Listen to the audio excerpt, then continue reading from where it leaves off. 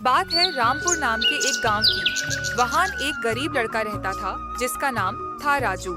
राजू अपनी पत्नी सीमा, 2 बच्चे, बेटा सोनू, बेटी पिंकी और एक बूढ़े पिता गंगाराम के साथ रहता था।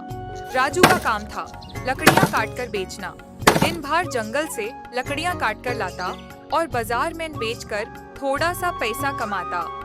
घर का खर्च बड़ा मुश्किल से चलता था। एक दिन राजू ने अपने पिता से बोला, बाबा, जंगल में अब पहले जैसी लकड़ियां भी नहीं रही। रोज कम पैसा आता है, घर कैसे चलेगा? गंगाराम बोले, बेटा, हिम्मत मत हार। ऊपर वाले पर भरोसा रख। जो करता है वही देता है। सीमा भी बोली, हाँ जी, ज्यादा टेंशन मत लीजिए।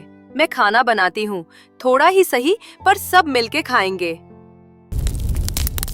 एक दिन गंगाराम बीमार पड़ गए। राजू बहुत परेशान हुआ। बाबा का इलाज कैसे होगा? मेरे पास पैसे ही नहीं है। तब सीमा ने कहा, मैं पड़ोस की कमला आंटी से 500 रुपए उधार लाई हूँ। जल्दी जाओ और बाबा को डॉक्टर दिखवाओ। डॉक्टर की दवा से गंगाराम थोड़ा ठीक हो गए, पर कुछ दिन बाद उनका स्वास्थ्य और गिर गया और एक वो शांत हो गए। उनके जैन के बाद घर में उदासी छा गई। राजू रोज अपने बाबा के कमरे को देखता और रो पड़ता। एक दिन सीमा ने कहा, इस कमरे को बंद कर देते हैं, रोज देखकर और दुख होता है। दिन बुरा चल रहा था। राजू सोचा, लकड़ी बेचकर घर नहीं चल सकता, मुझे कुछ और करना पड़ेगा। सीमा बोली, सुनिए, आपको याद है शादी के बाद मैं बाजार में कचौरी बनाती थी, सबको बहुत पसंद आती थी।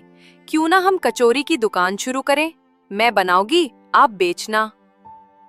लेकिन पैसा कहाँ से आएगा? दुकान खोलना आसान नहीं है। सीमा मुस्कुराई, मेरे पास एक चीज है। जब मैं नई दुल्हन बनके आई थी, बाबा ने मुझे पायल दी थी। वो बाबा की यादगार है, पर अभी उसी को बेच देते हैं। शायद बाबा का आशीर्वाद इसी में छुपा हो। राजू पहले माना करता है, पर सीमा के समझाने पर मान जाता है। पायल बेचकर वे सामान खरीद लेते हैं, आटा, मसाले, तेल, कढ़ाई और एक छोटा ठेला।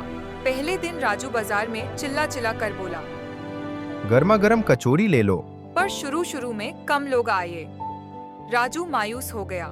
रात को बाबा के कमरे में बैठकर रोने लगा। थोड़ी देर में नींद आ गई और सपने में बाबा आए। बाबा बोले, बेटा, हिम्मत मत हार। अपना सामान मेरा कमरे में रखो। मेरा आशीर्वाद तेरे साथ है। कचौरी कभी काम नहीं पड़ेगी। अगली सुबह सीमा ने सारा सामान उस कमरे में रखा और उस दिन से राजू की कचौरी की दुकान पर भीड़ लगने लगी। दिन पर दिन उनका बिजनेस बढ़ता गया। जल्दी ही ठेले से एक छोटी रेस्टोरेंट बन गई। गांव का एक और लड़का था भोला, जो पहले राजू का दोस्त था, पर भोला को राजू की सफलता से जलन होने लगी। उसने सोचा, कल तक राजू के पास कुछ नहीं था और आज देखो, ये जरूर कोई जादू कर रहा है। एक रात भोला चुपके से आया और राजू के घर की उस कोठरी में आग लगा दी जिसमें बाबा का आशीर्वाद था। राजू और गांव वाले भाग कर आए, पर कमरा जलकर राख हो गया। पंचायत बुलाई गई। एक आंटी ने गवाही दी, मैंने अपनी आंखों से देखा, आग भोला ने लगाई। मुखिया बोले, भोला को पुलिस के हवाले करो।